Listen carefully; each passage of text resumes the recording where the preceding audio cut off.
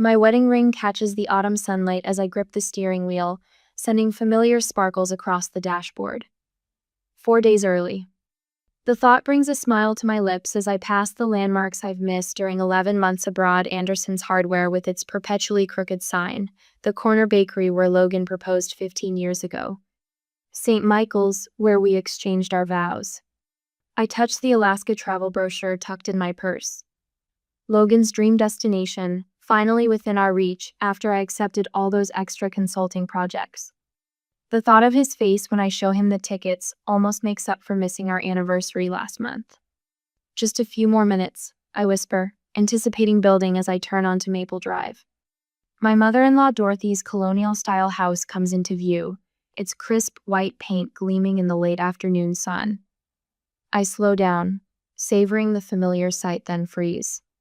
Teal and orange balloons dance in the autumn breeze, dozens of them tied to the porch railings and mailbox. A handmade banner stretches across the front of the house, its careful lettering visible even from the street. "Welcome, baby Lucas." My hands begin to shake. I pull over, my brain refusing to process what I'm seeing. Dorothy doesn't know anyone having a baby. Unless... The passenger side mirror shows 3 cars I recognize. My mother's silver Lexus, Brianna's red Volkswagen, and Logan's black truck. Brianna, my college roommate, my maid of honor, the woman who held my hand through 3 years of fertility treatments and sat with me in the hospital after my miscarriage. My stomach lurches. I park behind a minivan I don't recognize, my movements mechanical. The click of my car door sounds too loud in my ears. Around me, autumn leaves skitter across perfectly manicured lawns, a normal suburban afternoon that suddenly feels like a nightmare. The side door isn't locked. Of course not, Dorothy never locks it during parties. Laughter and conversation spill from the living room, a chorus of familiar voices that twist something sharp in my chest. I move silently through the kitchen, muscle memory guiding my feet around the creaky floorboard near the pantry. The nursery's coming along beautifully, my mother's voice warm with approval. Logan's always been so handy. I stop breathing. He's painting the second-floor room this weekend. Brianna's voice, somehow both familiar and foreign. We just couldn't wait any longer. The second-floor room. The one I decorated 3 years ago in soft yellows and greens, before the miscarriage that shattered everything. The room I couldn't bear to look at afterward, that Logan promised to keep untouched until I was ready to try again. A teacup sits abandoned on Dorothy's antique sideboard. I pick it up, needing something solid to hold. Through the doorway, I see them all, about 30 guests mingling in the living room. My mother and Dorothy fussing over wrapped presents, and Brianna, perched in Dorothy's favorite armchair, one hand resting on a very pregnant belly. "Here comes Daddy with the paint samples," someone calls out, and Logan appears from the hallway, a fan of color swatches in his hand. He moves behind Brianna's chair, wraps his arms around her shoulders in a gesture so tender it steals my breath. "Just picked out the crib together last week," he says, pride evident in his voice. "One of those modern convertible ones that grows with the baby." The teacup slips from my numb fingers. It hits the hardwood floor with a sharp crack that sounds like breaking bones. Every head turns, every conversation stops. Even the grandfather clock in the corner seems to hold its breath. Logan's face drains of color. "Claire. Honey." My mother's voice high with panic. She reaches for my arm. "Let's talk outside."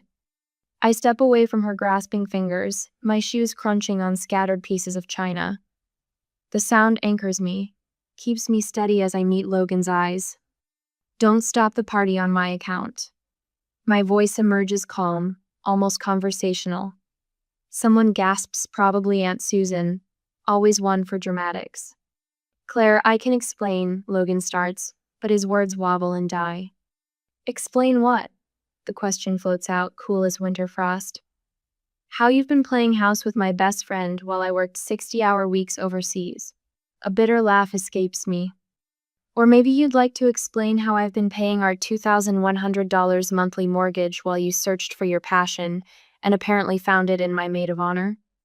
Brianna struggles to stand, her face streaked with tears. Claire, please. Don't. The word cuts through the air like a blade. Don't you dare speak to me. The room spins with familiar faces, family. Friends, neighbors, all of them here celebrating this betrayal. All of them knowing, all of them silent. The weight of their collective deceit presses against my chest until I can barely breathe. I think of the video calls at odd hours, checking on Logan between international meetings, the extra consulting projects I took to maintain our lifestyle while he found himself, the Alaska tickets in my purse, bought with bonus money I earned sleeping in foreign hotels and eating airport meals. The irony almost makes me laugh. Almost. I turn on my heel, head high, shoulders straight. The practiced posture of 1,000 corporate presentations now holding me together like invisible armor. Claire, wait. My mother's heels click rapidly behind me. Honey, we didn't want to upset you while you were away. I pause at the front door, one hand on the knob. Well, Mother, I say, each word precise as a surgeon's cut. Consider me upset now. The door closes behind me with a quiet click. I walk to my car, each step measured and calm. Only when I'm behind the wheel, only when I've turned the corner and Dorothy's house disappears from my rearview mirror, do I allow myself to scream. My phone buzzes for the 47th time since I checked into the Westin. The screen lights up with Logan's name, his smiling face from our last anniversary dinner staring back at me. I place it face down on the nightstand, next to the neat stack of fresh towels the housekeeper brought an hour ago. The hotel room stretches before me, immaculate and impersonal. I unzipped my largest suitcase, the one that accompanied me through 11 months of international airports. Each garment emerges precisely folded, a habit born from countless hotel rooms across 3 continents. I arrange my clothes in the closet by color, sleeve length, and formality. The ritual steadies my hands. A text notification breaks through my do not disturb settings, my mother. The words blur as tears finally spill, hot and unwelcome, onto my cheeks. I sink onto the edge of the king-size bed, my fingers clutching the duvet until my knuckles whiten. Logan's photo still lights up my lock screen. Logan's arms around my waist, my head thrown back in laughter. I can't remember what was so funny. The laptop opens with a soft click. My fingers hover over the folder labeled Suspicions, created 2 months ago when Dorothy's vague responses about Logan's personal growth journey triggered something in my gut. The home security app's footage loads. Brianna's red Volkswagen parked in our driveway at 2:14 p.m. on a Tuesday, again at 11:30 a.m. the following Thursday. 17 more timestamps. Meticulously documented. Logan's text messages scroll past. Working late tonight, don't wait up. Meeting a potential client. Having dinner with the guys. Each lie cataloged, dated, screenshot. Below them, credit card statements tell their own story: purchases at Pottery Barn Kids, Bye Bye Baby, a high-end children's boutique downtown. My throat constricts as I open our family group chat. Cryptic messages surface like evidence at a crime scene. The situation is delicate. We need to handle this carefully. Claire's so busy with work. It's better this way. Photos from Easter brunch, Thanksgiving dinner, casual Sunday gathering celebrations I missed while earning the money that funded them. Brianna appears in each one, her pregnancy progressing through the seasons like a time-lapse video of betrayal. A message from my mother to Logan stops my scrolling. We're handling Claire as best we can. The words swim before my eyes, decades of family loyalty reduced to conspiracy. A knock at the door startles me. Through the peephole, I see my father, his tall frame stooped with what looks like the weight of years rather than age. When I open the door, his eyes are red-rimmed behind his wire-rimmed glasses. I told them this was wrong, he says simply. The dam breaks. I collapse into his arms like I'm 7 years old again, falling off my first bicycle. His cardigan smells like pipe tobacco and old books, the scent of Sunday afternoons in his university office. They stopped inviting me to family dinners, he murmurs into my hair. Said I was being difficult, making things uncomfortable for everyone. I pull back, wiping my eyes with the heel of my hand. I have something to show you. The laptop screen illuminates his face as I walk him through my digital archive of destruction. His mouth sets in a grim line with each new revelation. The next morning, Barbara's office feels more like a war room than a law practice. The stern-faced attorney in her 60s spreads my financial records across her mahogany desk like battle plans. Mortgage statements, utility bills, property taxes. Barbara's silver reading glasses catch the light as she nods approvingly. All in your name, all paid from your accounts. She taps a manicured nail against Logan's sparse work history. He doesn't have a leg to stand on. The divorce papers feel weightier than their 20 pages should allow. My signature flows across each marked line, the same Mont Blanc pen I've used to sign million-dollar contracts now dissolving my marriage in precise strokes.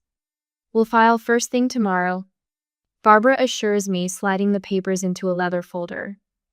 Given the documentation and your sole ownership of the house, we can have him out by month's end. I pick up my phone, my finger hovering over Logan's number. The message is brief. Contact my lawyer. Block contact, delete thread. The action feels like cauterizing a wound. Later that day, my mother arrived as I was reviewing property listings online. Her rapid knock echoed through the hotel corridor.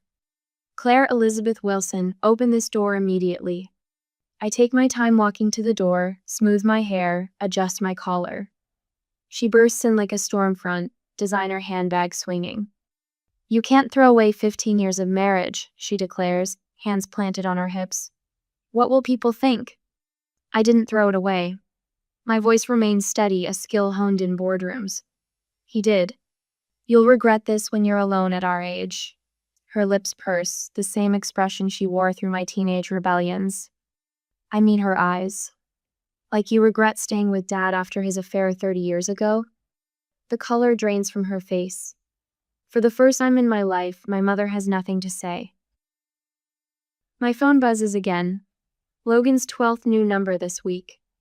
I click the screen without reading the message, adding it to my blocked list with the others. Through my hotel window, morning sunlight bathes the parking lot where security removed him yesterday, his hands raised in surrender as he stumbled backward, still calling my name. The bouquet he sent fills the room with a cloying sweetness. Pink roses. He always forgets I prefer white. The card trembles in my fingers. For the baby's sake, please. Such careful penmanship, as if beautiful handwriting could mask ugly choices. Another delivery at the front desk, Miss Morgan. The concierge's voice crackles through my room phone. Would you like me to send it back? My voice stays steady, practiced from a dozen similar calls.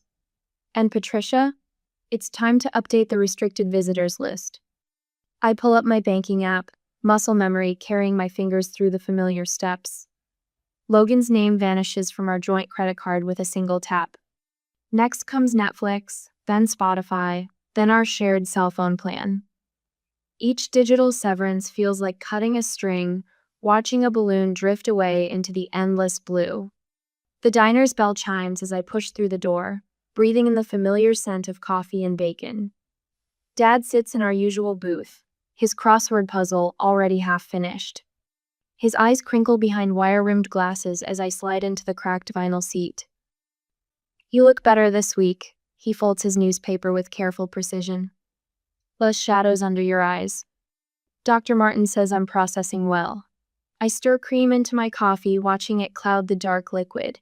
She specializes in betrayal trauma. It's like a house fire, you can't save everything, but you can choose what to carry out. Dad nods, his silence a comfortable blanket. We developed this ritual 3 weeks ago. Wednesday breakfast, far from the family haunts where Mom might corner us with her lectures about forgiveness and second chances. Catherine called last night. The words slip out between sips of coffee. She has a guest room in Portland, says the consulting firm's West Coast office is expanding. Portland. Dad tests the word like a new flavor. That's a fresh start if I ever heard one. My phone lights up. Logan's sister Rachel. Just so you know, I get it. What they did. I couldn't look Mom in the eye for weeks after I found out. Call if you need anything. A laugh bubbles up, surprising us both. Dad raises an eyebrow. Logan took a job delivering packages. I show him the text. Guess that philosophy degree finally came in handy. His startled chuckle mingles with mine, the first real laughter I've felt in weeks. Outside, an elderly couple walks past hand in hand, matching gray heads bent together in conversation. Something twists in my chest, not quite pain, not quite longing. I carried him for years. The words emerge slowly, weighted with realization. Through the failed art gallery, the unfinished novel, the yoga teacher training he abandoned after 2 classes. I thought I was being supportive, but you were just enabling. Dad's voice holds judgment, only understanding. My journal lies open on the table between us, its pages filled with the neat handwriting I inherited from him. Today's entry stares up at me. I've been alone in my marriage for years. Now I'm just alone on paper. After that difficult conversation with my father, I find myself facing another reality of my new situation. The financial advisor's office smells like leather and lemon polish. Martha peers at my retirement accounts over silver-rimmed glasses, her gray curls bouncing as she nods. The financial advisor's office smells like leather and lemon polish. Martha peers at my retirement accounts over silver-rimmed glasses, her gray curls bouncing as she nods. We'll move everything into your name only. Her fingers tap efficiently across the keyboard. The prenup you signed actually works in your favor here. Have you thought about the Portland position? I pull up the email from my boss. They're offering partner tracks, better benefits, higher base salary. And distance. Martha's eyes meet mine knowingly. Distance is worth its weight in gold. My LinkedIn profile glows on my phone screen. The cursor blinks where Pierce used to be, waiting. I type Morgan with steady fingers, letting my maiden name reclaim its space. The house key feels foreign in my hand as I park in the empty driveway. Logan's delivery shift ends for hours. Inside, the silence wraps around me like an old sweater, familiar but ill-fitting now. My heels click across hardwood as I walk room by room, cataloging what's mine. The living room Artal purchased with my bonuses. The kitchen remodel I paid for last spring. The master bedroom where the nursery door stands ajar. Yellow walls I painted myself 3 years ago peek through the gap. My hand trembles on the doorknob. 1 breath. 2. I push it open. Teal and orange stripes replace my careful neutrals. A half-assembled crib leans against one wall, its instructions scattered across the floor like fallen leaves. I close the door without stepping inside. In the master bedroom, I collect only what matters most. Mom's pearls, my first business cards, and the photo album from before. The wedding dress hangs in its garment bag like a ghost. I leave it there, a silk and lace monument to what's already dead. The fluorescent lights of Marshall's pharmacy hum overhead as I study cold medicine labels. A sharp intake of breath makes me turn. Brianna stands frozen in the vitamin aisle, one hand resting on her swollen belly. Tears fill her eyes. Claire, please. Her voice cracks. It just happened. We never meant. Nothing just happens for 7 months. My words slice through her excuses with surgical precision. He loves me. She steps forward, desperation etching lines around her mouth. But he needs your forgiveness to move on. We both do. I return the cold medicine to its shelf, suddenly too tired for this conversation. Then I guess he'll never move on. The next morning, the envelope from Logan's lawyer lands on my desk with a soft thud. Barbara's reading glasses perch on her nose as she scans the contents, her smile growing wider with each page. He's contesting the divorce. I slump in my chair. Claiming he deserves alimony since I was the primary earner. This, Barbara taps the papers with one manicured nail, is actually good news for us. I blink. How is this good news? Because, she spreads the documents like playing cards. He just handed us exactly what we needed. By claiming he supported your career, by maintaining the home, He opened the door for us to present evidence of exactly how little maintenance he did. Your records of paying every bill, his string of abandoned projects, the mortgage solely in your name. Her smile turns predatory. He doesn't realize it yet, but he just lost everything. The steering wheel feels cool under my palms as I park across the street from what used to be our home. 3 months since I walked in on that baby shower, and the autumn trees have shed their leaves, leaving skeletal branches against a pewter sky. A sheriff's deputy stands on my front porch beside a man in a charcoal suit, clutching a leather portfolio. Right on schedule. Logan opens the door in wrinkled khakis and an untucked Oxford shirt, his hair sticking up like he just rolled out of bed. Behind him, Brianna hovers in the foyer, one hand resting on her swollen belly. The sight no longer twists my stomach the way it did 3 months ago. "What's going on?" Logan's voice carries across the quiet street. "Who are you people?" The deputy adjusts his stance. "Sir, we're here to serve an eviction notice.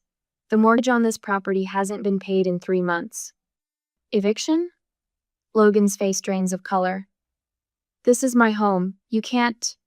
His eyes scan the street and lock onto my car. He jabs a finger in my direction. "She's right there. She's doing this." The bank representative clears his throat, opening his portfolio. "Mr. Pierce, according to our records, the property is solely in Miss Morgan's name, without payment or written agreement." "You vindictive bitch!" Logan starts down the front steps. The deputy moves to intercept him, one hand raised. "Sir, please stay calm." Brianna waddles onto the porch, her floral maternity dress fluttering in the November wind. "Claire." Her voice cracks. "Claire, please. You can't do this to us. Have some compassion. Think about the baby." I roll down my window 2 inches, just enough for my voice to carry. "I hope Logan knows how to drive for Uber."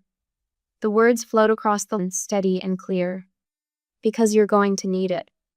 I watch them pack through my windshield garbage bags of clothes, boxes of baby items, Brianna crying as she cradles a stuffed giraffe against her chest.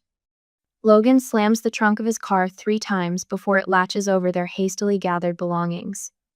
When they drive away, I wait exactly 5 minutes before walking up the familiar path to my front door.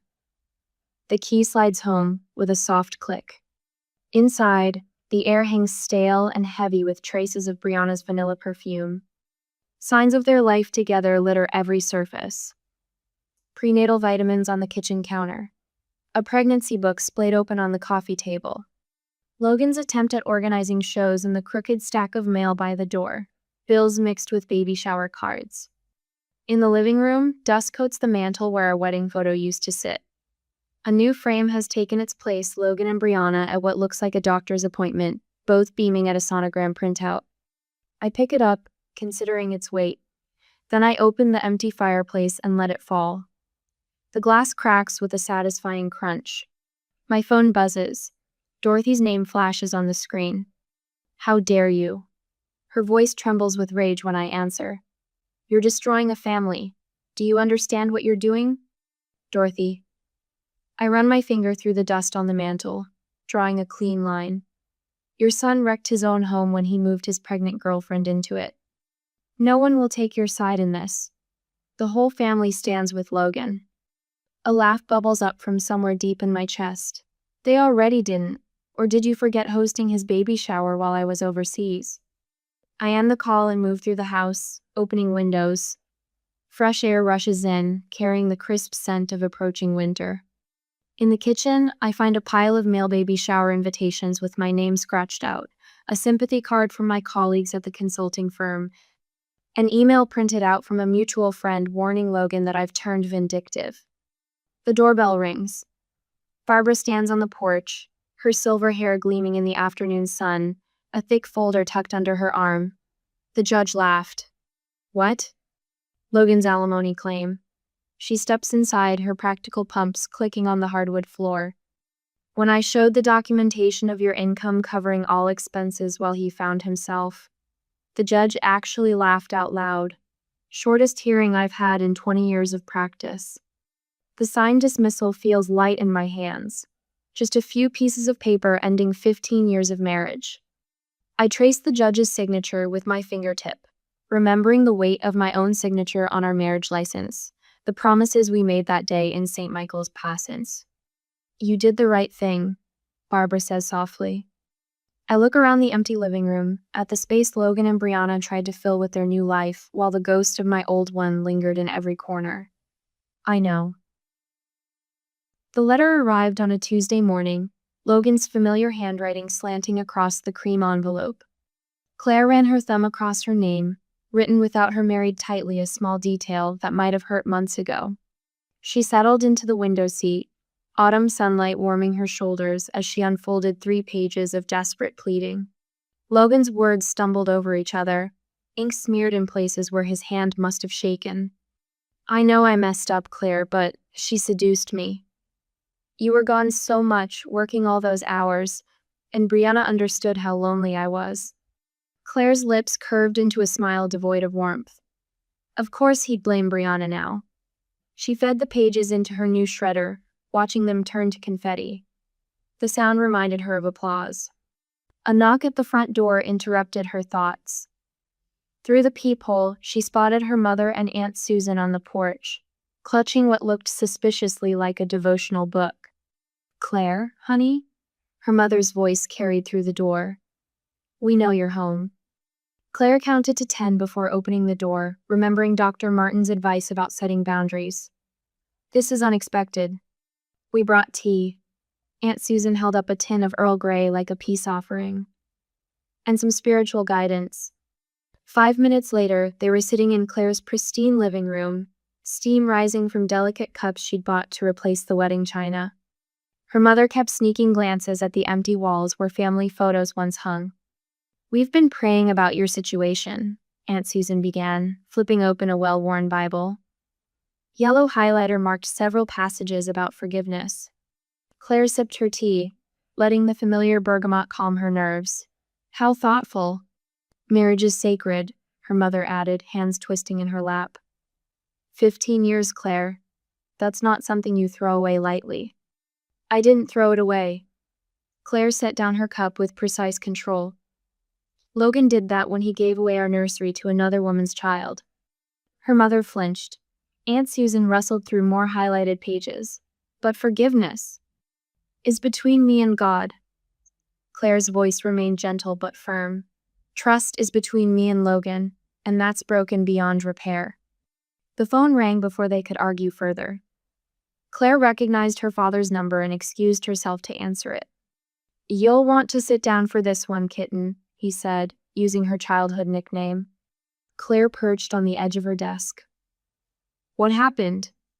Brianna had the baby last night. Healthy boy, 8 pounds even. Her father's voice softened. Logan missed it. He was working a double shift driving for Uber Eats. Claire waited for pain or jealousy to hit. Instead, she felt oddly weightless, like watching storm clouds pass over someone else's house. They're already fighting about money, her father continued. Logan can't afford the apartment they rented. Karma works faster than lawyers sometimes, Claire murmured. The next revelation came over lunch with Catherine at their favorite bistro. Sunlight sparkled off the wine glasses as her friend leaned forward, voice low with delicious scandal. Brianna filed for divorce yesterday, Catherine reported. She's asking for $500 a month in child support. Claire's laugh surprised them both. On his delivery salary? Good luck. What goes around really does come back. Catherine raised her glass in a toast. Sometimes it brings friends, Claire agreed, clinking glasses. The next week, the estate sale drew more neighbors than Claire expected. They drifted through her driveway like vultures, picking over the bones of her marriage. The wedding china went first, then the anniversary gifts, then the vacation souvenirs. Each sale felt like cutting another thread that had tied her down. Mrs. Anderson from next door bought the leather armchair Logan always claimed as his spot, even though Claire's salary had paid for it. Such a shame about your situation, dear. The situation improved drastically once I removed it, Claire replied, counting out the change. A familiar black truck crawled past the house, Logan's face visible behind the wheel. He watched people carry away pieces of their shared life but didn't stop. Claire turned back to her cash box, refusing to give him the satisfaction of her attention.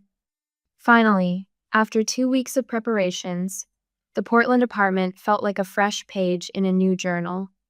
Sunlight poured through uncurtained windows as Claire walked the empty rooms with her realtor, measuring spaces in her mind. "Will anyone be joining you, Mrs. Pierce?" The realtor's pen hovered over her clipboard. "It's Miss Morgan now." Claire smiled, studying the kitchen's clean lines. "And no, just me." She'd already chosen new furniture, ordered to her exact specifications. No compromises, no consulting anyone else's taste. The thought sent a shiver of pleasure down her spine. The final legal notice arrived by certified mail.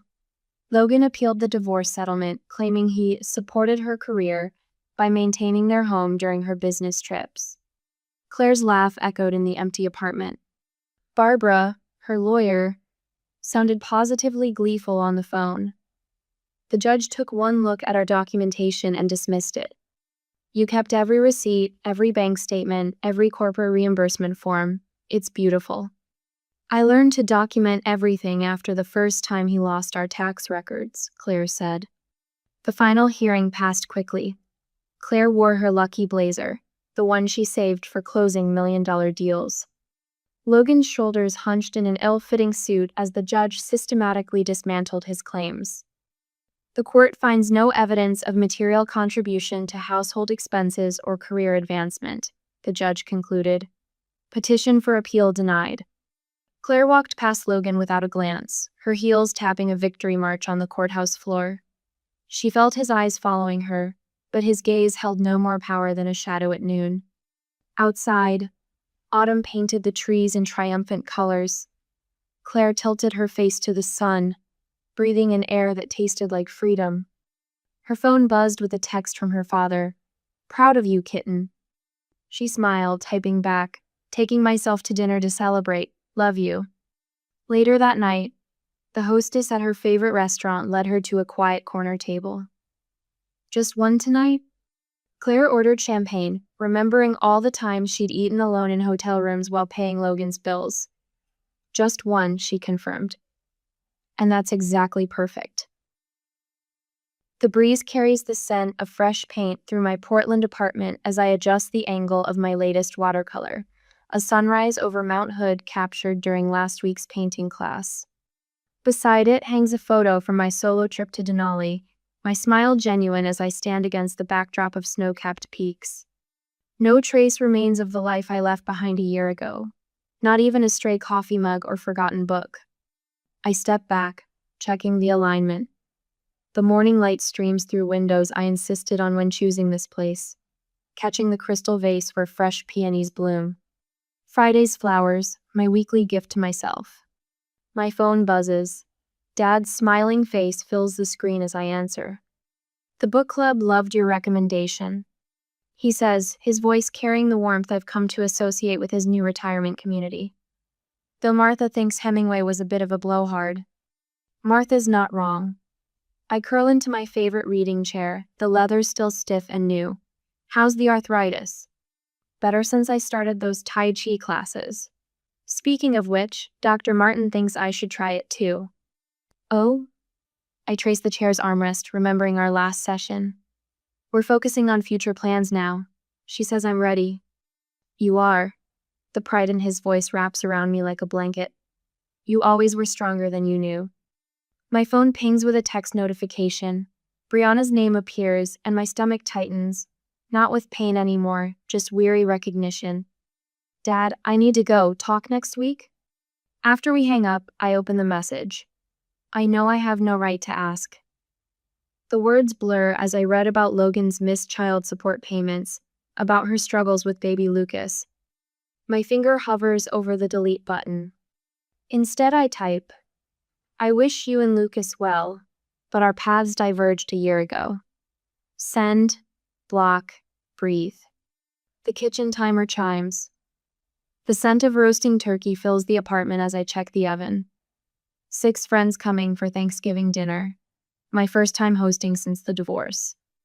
No wrestling with Logan's mother's dry stuffing recipe or enduring his complaints about my cranberry sauce being too tart. My father arrives first, his silver hair neatly combed, carrying a bottle of my favorite Pinot Noir. As others filter in, the apartment fills with conversation and laughter.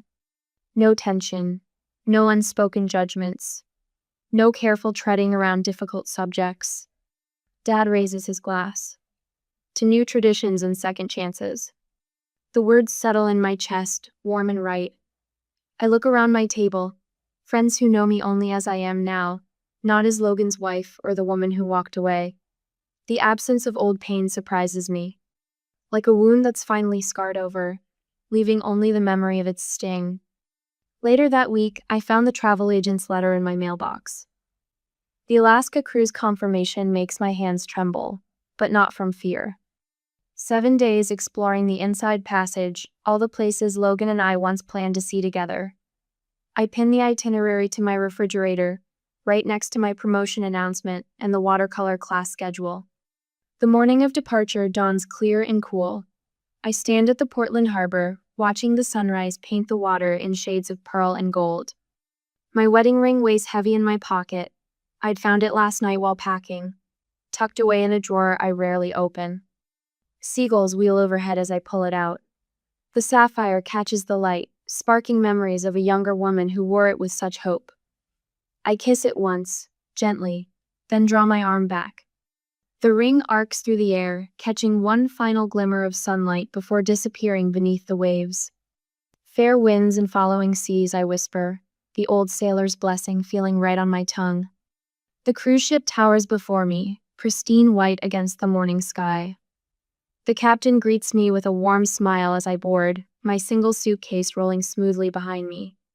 I explore the decks with unhurried steps, noting the library, the art studio, the dining room where I'll sit with strangers who might become friends. In my cabin, I unpack my journal, leather-bound, a gift to myself when I sign the lease on the Portland apartment. The blank page waits, clean and full of possibility.